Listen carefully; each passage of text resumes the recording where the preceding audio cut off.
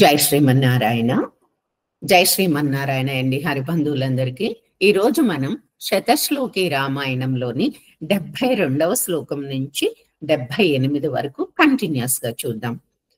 తతో గృధ్రస్య వచనాత్ సంపాతేర్హనుమాన్ బలి శతయోజన విస్తీర్ణం పుప్లువే లవణార్ణవం తత్ర లంకాం సమాసాద్య పురీం రావణ పాలితాం దదర్శ సీతాం ధ్యాయంతీం అశోకవనికాం గతాం నివేదయిత్వాభిజ్ఞానం ప్రవృత్తించ నివేద్య చ సమాశ్వాస్య చ వైదేహీం మర్దయామాస తోరణం పంచసేనాగ్రగాన్ హత్వా సప్తమంత్రిసుతానపి శూరమక్షం చ నిష్పిష్య గ్రహణం సముపాగమత్ అస్త్రేణోన్ముక్తమాత్మానం జ్ఞాత్వా పైతామహాద్వరాత్ మర్షయన్ రాక్షసాన్ వీరో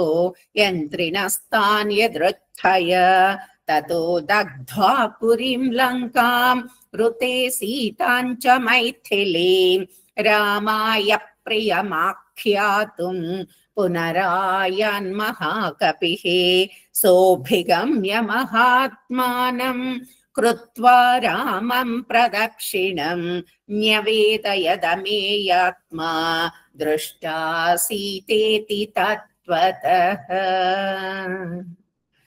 తతః సుగ్రీవ సహితో గత్వా తీరం మహోదథేః. జై శ్రీమన్నారాయణ.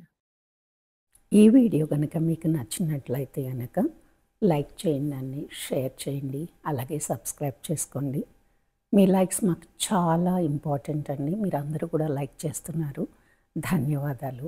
ఉంటాను.